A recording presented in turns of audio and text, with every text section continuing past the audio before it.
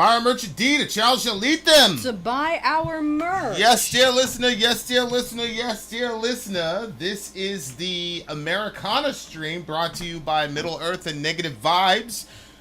You should see the magic scrolling ticker up there. Across the top. As you guys know, 4-song minimum. You get to be the DJ for the night. You control when we start. You control the order of the song. You control the little screen clap. Everything is pretty much at your command, dear listener. So we have got some pretty eclectic. Yes, which is why we're doing an Americana stream tonight. It's not just metal here. So the first song up on our list is Woodie Guthrie. The name of the song is Jesus Christ. Okay, but here are the stream comments. Let's start there. Negative Vibes and Middle Earth have been kicking around the idea of an Americana stream covering some of the various styles that represent uniquely American music. Further showcasing both DJs' eclectic taste beyond standard metal fare, the following stream will provide a brief overview of some of the folk, blues, traditional, and jazz music that helped shape American music today. Let's talk about it. Song number 1, Woodie Guthrie, Jesus Christ. Comments by Middle Earth. Woodrow Wilson Guthrie, from July 14th, 1912 to October 3rd, 1967. Really? Was one of the greatest. That was his name? Woodrow Wilson? You know, like the president? Willie Guthrie? He was named after the president? It had to be. That can't be a coincidence. Woodrow Wilson? I mean, it's just, go ahead. Was one of the greatest and most influential folk singers in American history. He was a hardcore proponent of the working class. His work also focused on themes of American socialism and anti-fascism. Never proven to be a card-carrying communist, he did work with and for the American Communist Party. His most famous song is This Land Is Your Land, which was written in response to what he felt was the overplaying of Urban Berlin's God Bless America on the radio. He frequently performed with the message, "This machine kills fascists," displayed on his guitar. This song is to take on the killing of Jesus Christ. Wow, this is some real. This is light reading, dear listener. Light reading. Here we go. This machine kills fascists. Oh, do you have the stream sim? Oh, yeah, you do. Excellent. Thank you. This machine kills fascists. Man, he was on that gang shit. Would they say he's woke? They'd say that he was woke. Apparently. Yeah, that's what they'd say. Oh, Woodie Guthrie, he's trying to be woke. All right, guys, here we go. The Americana stream, you can see right there, it's red, white, and blue. If you read it from the Arabic side, it's red, white, and blue. I wanted my genius to be appreciated. Okay, song number 1, Jesus Christ, Woodie Guthrie, let's get it!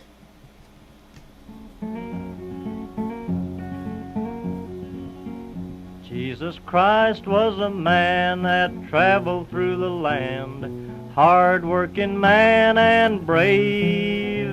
He said to the rich, give your goods to the poor, so they laid Jesus Christ in his grave. Yes, Jesus was a man, a carpenter by hand, his followers true and brave. One dirty coward called Judas Iscariot has laid poor Jesus in his grave.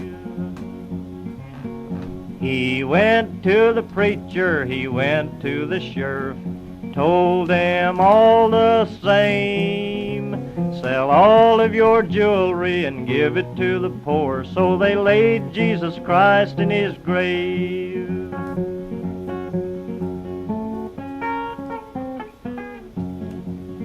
When Jesus come to town, the working folks around believed what he did say. The bankers and the preachers, they nailed him on a cross, and they laid Jesus Christ in his grave. Now the working people followed him around, sang and shouted gay. But the cops and soldiers nailed him in the air, and they laid Jesus Christ in his grave. Wow.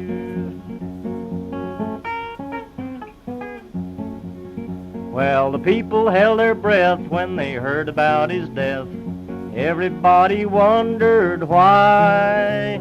It was the landlord and the soldiers that he hired to nail Jesus Christ in the sky.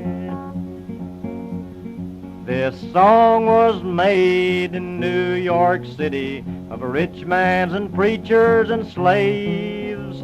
If Jesus was to preach like he preached in Galilee, they would lay Jesus Christ in his grave.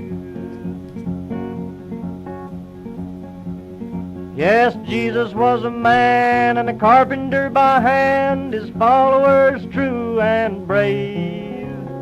One dirty coward called Judas Iscariot has laid poor Jesus in his grave. All right, that was song number 1. That did have a distinctly American feel to it. It like definitely the did. Roots Because he had that twang. Yeah. He had that Yeah. He had that twang. Okay, what did you think of the song? This This guy's definitely a Marxist, huh? He's definitely on the seems that way. The scale of Marxism. Cultural Marxism's gonna destroy America. Go ahead. Well, Marxism, when I was man. reading the write-up, I thought that this song is to take on the killing of Jesus Christ. The way I feel like you guys did it on purpose. The way they worded it, I thought that they were going to be like, I don't know, trying to like either make it so that way like Jesus Christ never existed, or like I didn't know that they were taking it on in that way. Really? Yeah. From an Americana perspective? That was like Jesus is like the central figure in Americana. I know. I think that what I just was way too metal, like in that reading, because I was very surprised, and then after it was playing, I was like, oh yeah, of course this is what they meant. But anyway,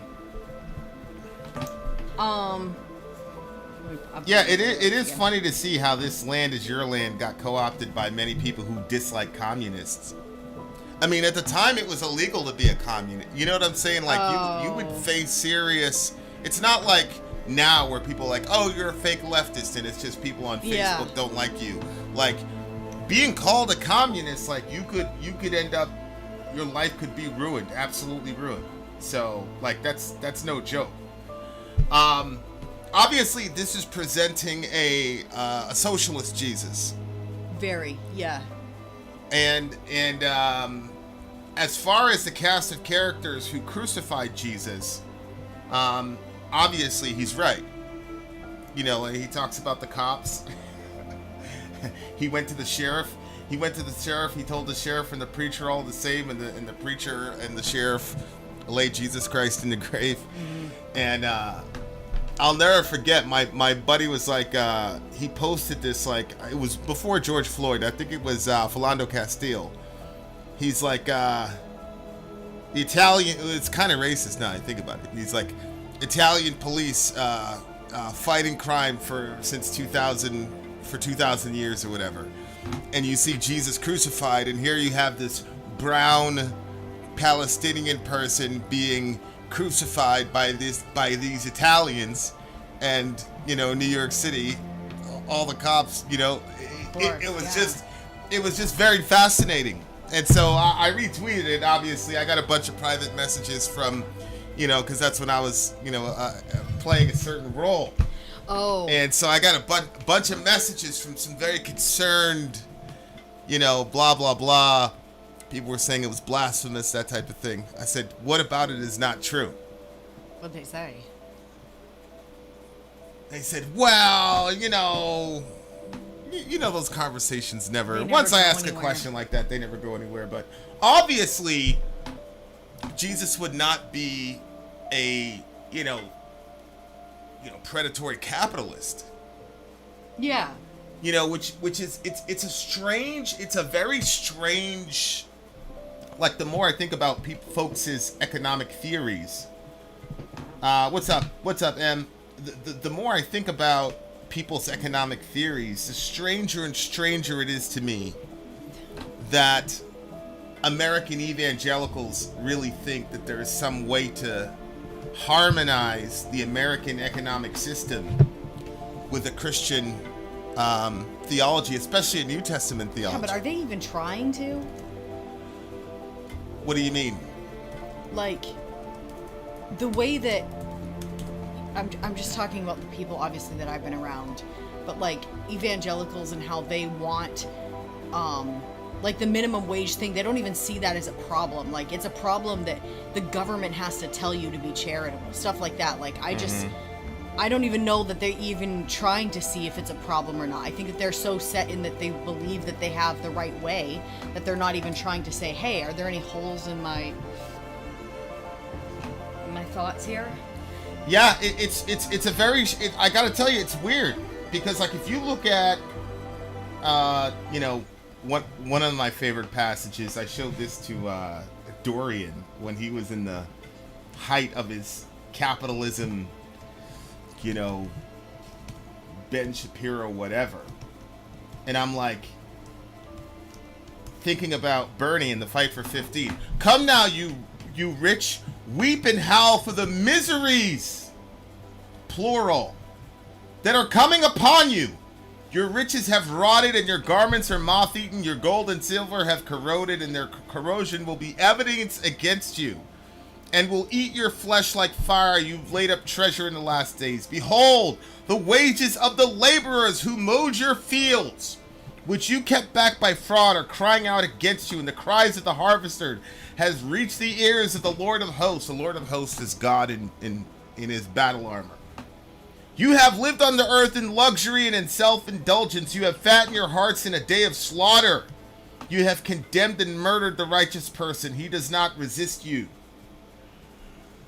So you have these social structures that are there to benefit the rich and exploit the poor in a systemic fashion, meaning time and time again you're getting the same result. Year after year you're getting the same result, that type of thing. And James says that when God observes that, he puts on his battle armor to come fight against you. Mm-hmm. And then it says that your gold is moth-eaten and is going to consume you in the day of judgment. Now, one of the things that's really fascinating, obviously, is that from my vantage point, a lot of the New Testament is written with 70 AD in the backdrop. You know, the Jewish war from 66 to, I think it's April of 66 to January of 70 AD or something like that. Where the Jewish people were surrounded and there was complete destruction of the temple, million people slaughtered according to Josephus, and then another million sent off into slavery, so much so that they glutted the market, so that prices for slaves went down throughout the empire. Oh my gosh. Just really crazy trouble. But one of the more interesting, if you read Wars of the Jews, one of the most interesting episodes was the rich in the town, when they would try to escape. They, you would go through the normal, checkpoints, and the Roman soldier would go through your bag and steal all your gold. So these folks eventually started to figure out, if I swallow all my gold, then they won't be able to find it. And it just so happened that a Roman soldier saw one of the Jews doing this, so he literally ripped the guy open to get his gold. So when the text says stuff like,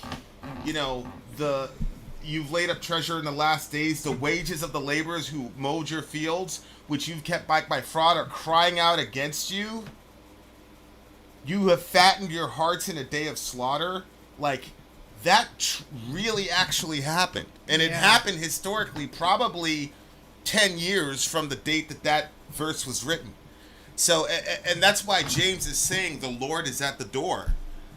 A lot of people are thinking like that's like the second and final coming. Mm-hmm. Jesus never talks about his second coming anywhere in the New Testament, by the way. But in actuality, he was referencing the complete overhaul and the destruction of the entire socioeconomic system that they had, due to the fact that one of the major issues, aside from crucifying Christ, was their greed. And I do believe the song is right, that one of the things that really frustrated the religious class, along with Jesus's commitment to nonviolence, was also his doctrine on money. You know, a lot of it explicitly says that the Pharisees loved money. And this is what you see with religion, is that you'll see a lot of times that the religious leader is taken care of in an overabundant way financially. Mm-hmm. And especially in countries where there's no real separation between church and state on a technical level. I'm not talking about the silliness that modern secularists cry about when like they think that separation of church and state means that God cannot inform your decisions. I'm not talking about that. I'm talking about a real, like, impossible to separate variegation between. It's kind of like Sharia in an Islamic perspective. And those guys were at the top of the spear. They were rich. They were, you know, whatever. And so here you have Jesus being a religious leader with a bunch of influence and decrying people who got rich off of religion. Mm-hmm. And that really bothered, you know, they ran this story, and obviously I would never run a story like this in the middle of America, where the guy was talking about a Movado watch. The guy's a pastor in his church. He wants a Movado watch. and I'm assuming those are very expensive. Yeah, he wants them. I don't think they're that expensive, but he didn't get his Movado watch, so he just started ripping his parishioners and saying, basically, the reason God hasn't blessed you is because he's like, I've been asking about it for a year, and you guys haven't gotten it from me, and all the rest of it. People are you serious? Like, holy, yeah. He put that on. He just went off on them, and then he went out and gave some ridiculous scripted apology, like he was literally reading it. That's so weird. Yeah. I mean, a lot. The watches that I just clicked on are like between like under 2,000 for the ones I'm looking at, which is like, I mean, if you're Joel Osteen, that's a probably very cheap watch. But he was going after the people. You're in the middle of a recession.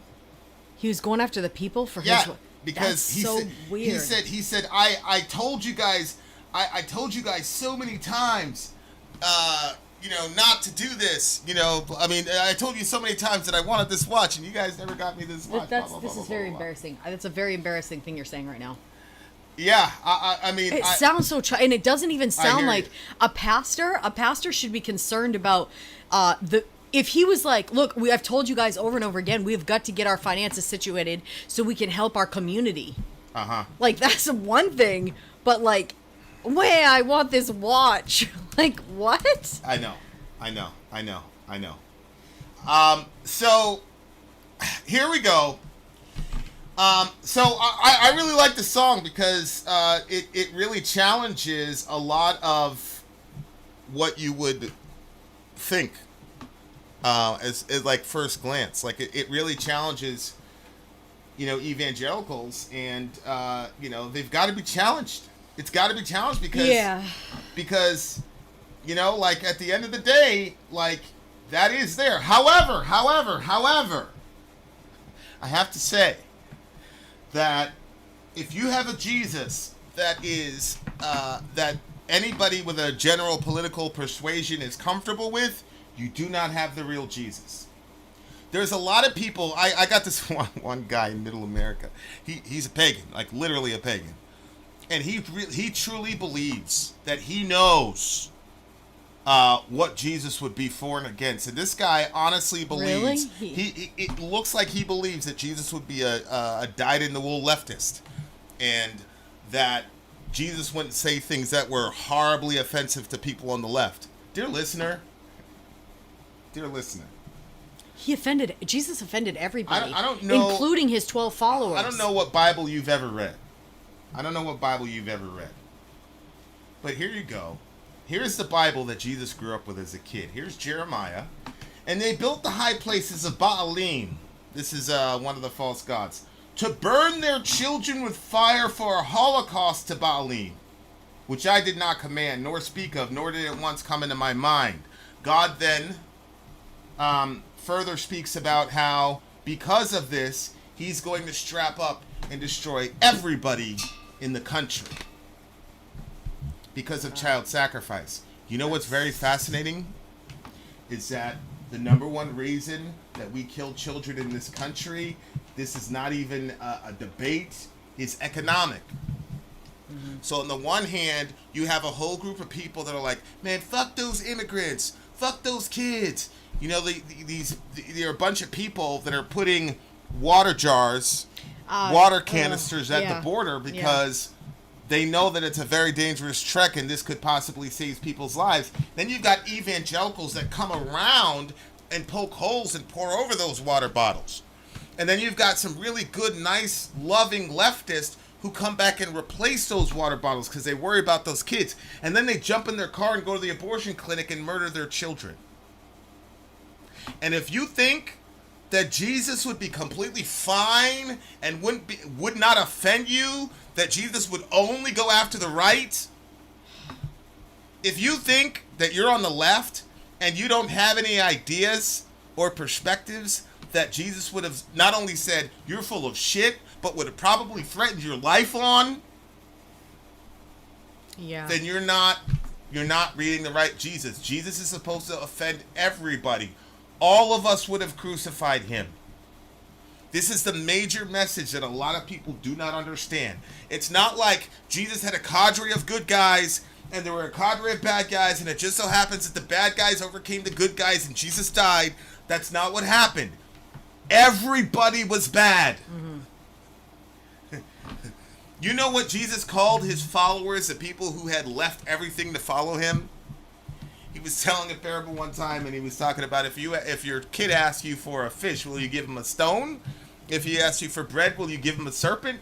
And of course, everybody's like, no, I'd give my kid it. And then Jesus goes to his followers, not people he was confronting. He said, okay, so you who are evil, you can do good things for your kids. How much more God will do for you? Like, it was so, like, entrenched in his mind that even the people that were following were bad guys and evil, that their badness is not even the point of the parable. The point of the parable was God's goodness, but he's just contrite. He's like, you guys are evil as hell, and you're still nice to your kids. So my point is, if you have a Jesus that doesn't make you uncomfortable, if you have a Jesus that doesn't piss off the masses, if you have a Jesus that makes it so that you're an uncrucifiable person where people don't want to crucify you, then you're not following the real Jesus. Religious people should crucify you and pagans should crucify you. That's a fact. Religious people are covered in Romans. Pagans are covered in Romans 1. Religious people are covered in Romans 2. And the conclusion is none of us are any better than the other. So right-wingers have selfish economic ideas and policies that result in the death of innocent people creating the image of God. And if we don't repent of it, God is going to destroy our country. He said, if you mistreat the orphan and the widow, I will fuck up your country. That's my translation. Conversely, on the other side, leftists do not, in the main, have much respect for the concept of marriage, the purpose of marriage as articulated in the scripture, and obviously, many leftists, when it comes to abortion, put capital over people. That's a fact.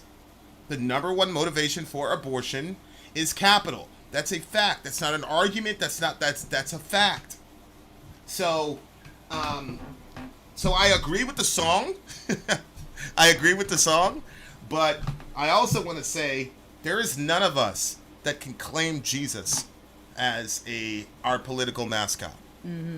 Right? Yeah. So, the capitalists, we know that they're crazy, at least from this side of the view, but Marxists are also crazy.